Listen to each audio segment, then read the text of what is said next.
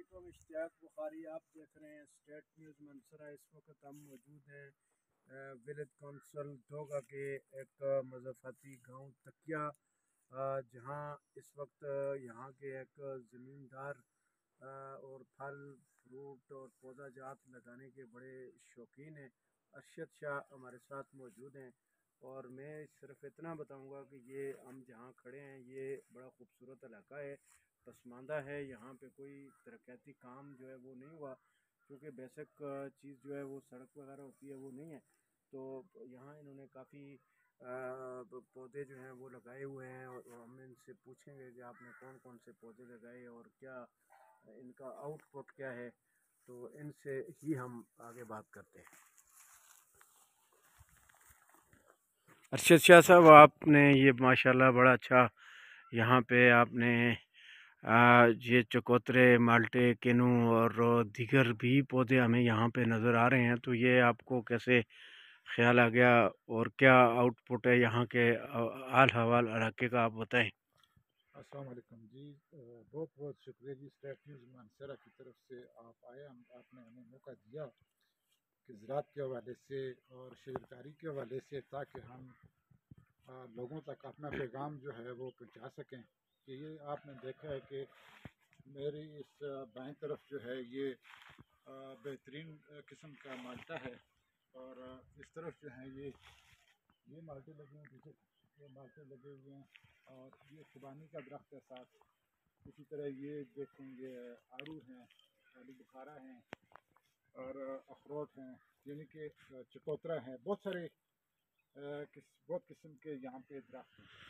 یہ ساری چیزیں، اور یہاں پہ جو ہم آئے ہیں ابھی دوگا کٹھا سے تکیا جھیپ پر، تو بڑا مشکل راستہ ہے، ابھی تک یہاں آپ کی سڑک نہیں بن سکی، آپ لوگوں کا کوئی پرسان حال مجھے نظر نہیں آتا ہے۔ ووٹ تو آپ لوگ دیتے ہیں، لیکن یہ ہے کہ وہ 70-75 سال جو ہے وہ گزرنے کے باوجود آپ کو 2 کلومیٹر روڈ جو ہے وہ بھی نہیں مل سکا ہے، تو یہ کیا وجہ ہے؟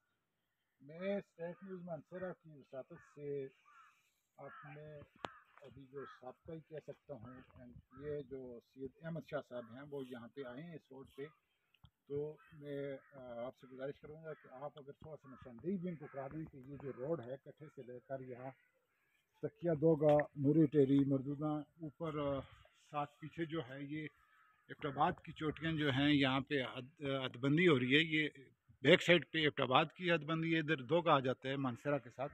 تو یہاں پہ ایم پی اے صاحب آئے، انہوں نے ہمارے ساتھ الیکشن سے پہلے یہ وعدہ کیا تھا کہ یہ روڈ جو ہے اس کے لیے ہم آپ کو 50 لاکھ روپے دیں گے۔ تو 4 سال میں تو ہمیں 50 لاکھ روپے نہ ملا، روڈ بھی نہ ہوا۔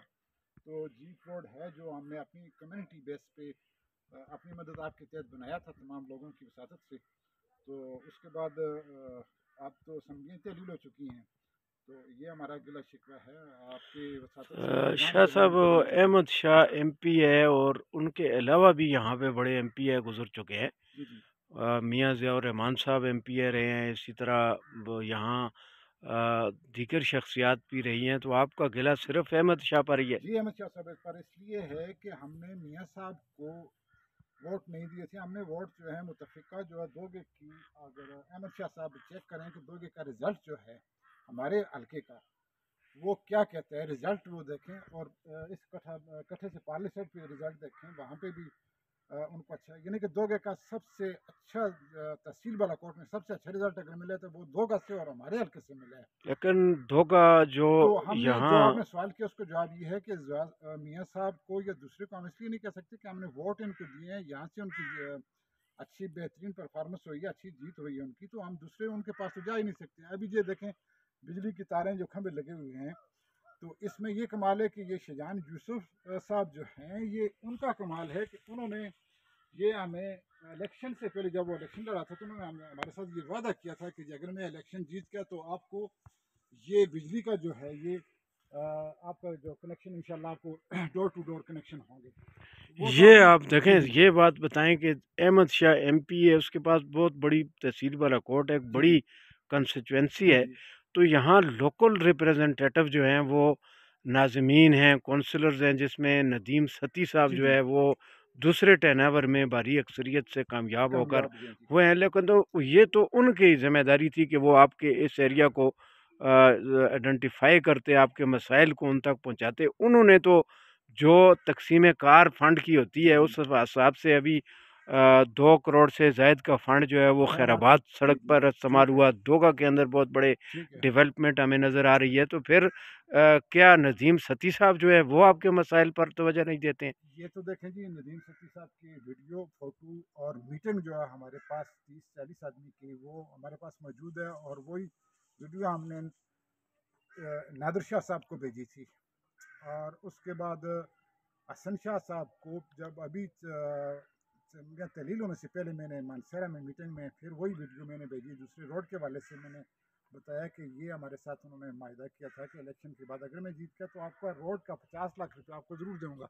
لیکن وہ تمام چیزیں ندیم ستی صاحب کو بھی جو ہمارے ناظم ہیں ان کو بھی نوٹس میں ہیں.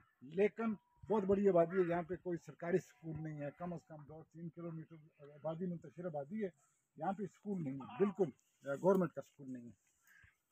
تو اسی طرح ڈسپنسری کوئی نہیں ہے یہاں پہ.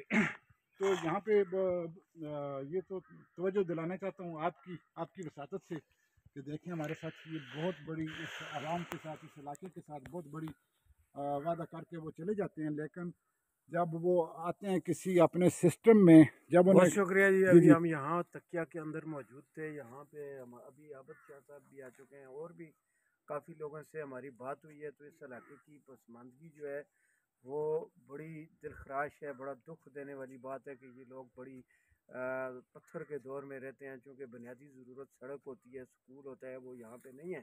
ایم پی ہے سید احمد حسین شاہ صاحب جو ہیں ان کو بھی اس طرف توجہ دینی چاہیے. اور جو یہاں کے ناظم ہیں ندیم ستی صاحب، ان کا زیادہ فرائض میں یہ بات شامل ہے کہ وہ اپنے لوکل کمیونٹی جو ہے جہاں سے انہوں نے ووٹ حاصل کیے اور بڑی بھاری اکثریت سے وہ کامیاب ہوئے، تو لوگوں کے اعتماد پہ پورا اتریں. چونکہ ایم پی ہے اور ایم این اے صالح محمد خان جو ہے اس کے ساتھ ان کے بڑا دیرینہ تعلق ہے، بڑا لگاؤ ہے ان کے ساتھ. تو یہاں پہ صرف ایک بجلی کا کام ہوا ہے اور وہ سردار محمد یوسف جو سابق ایم این اے ہیں، ان کے بیٹے ایم این اے رہے ہیں. تو گویا کہ مسلم لیگ نون کے دور میں سردار یوسف جو ہے ان کے دور میں یہاں پہ بجلی کا، جہاں کہیں بھی پہاڑ کی چوٹیوں پہ ہمیں بجلی لگی ہوئی نظر آتی ہے، وہ انہوں نے لگائی ہے. بہت شکریہ. السلام علیکم.